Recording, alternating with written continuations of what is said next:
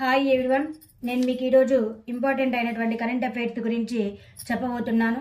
మీరు ఈ వీడియోని మొదటి నుండి చివరి వరకు ఎక్కడ స్కిప్ చేయకుండా చూసినట్లయితే ఈ కరెంట్ అఫైర్స్ మీకు అర్థమవుతుంది.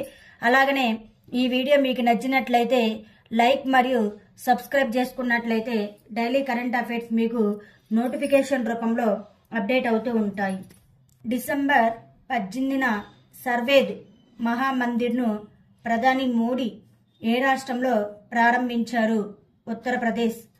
75వ inter state inter zonal badminton ఛాంపియన్షిప్లో పురుషుల టీం టైటిల్ను ఎవరు గెలుచుకున్నారు? Airport authority of India. Bhutan యొక్క ప్రతిష్టాత్మకమైన national order of merit gold medal ఎవరికి లభించింది? Poonam Khetrapal. International hockey federation ద్వారా పురుషుల FIH ప్లేయర్ ఆఫ్ ది ఇయర్గా ఎవరు ఎంపికయ్యారు? హార్దిక్ సింగ్. భారత సాయుధ దళాలను గోల్డెన్ ఔల్ అవార్డుతో సత్కరించిన దేశం ఏది? శ్రీలంక. ప్రత్యేకమైన చరిత్ర పూర్వరాక్ ఆర్ట్ డ్రాయింగ్లు కనుగొనబడిన ఆండ్రియామోలో గుహ ఏ దేశం ఉంది? మడగాస్కర్.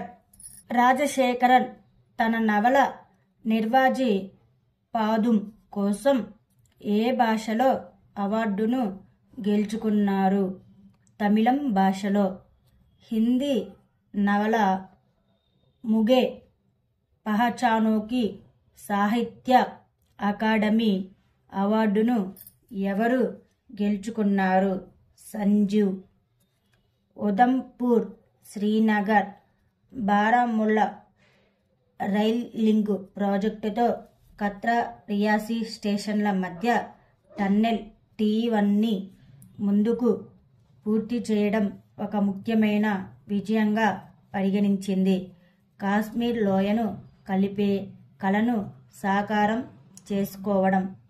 ప్రధానమంత్రి గ్రామ సడక్ యోజన 3 కింద తెలంగాణ స్టేట్లోని 32 జిల్లాల్లో ఎన్ని కిలోమీటర్లు పొడవైన రోడ్లు మంజూరైనట్లు కేంద్ర గ్రామీణ అభివృద్ధి శాఖ వెల్లడించింది?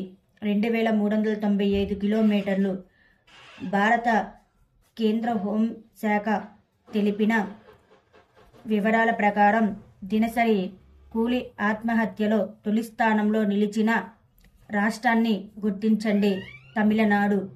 భారతదేశంలో తొలిసారిగా 1991లో ఏ రాష్ట్రం ప్రభుత్వం ఉద్యోగాల్లో స్త్రీలకు 30% రిజర్వేషన్లు కల్పించింది?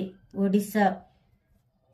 ఎలైట్ భారత జాతీయ మహిళల బాక్సింగ్ ఛాంపియన్షిప్ పోటీలు ఏ నగరంలో జరుగుతున్నాయి?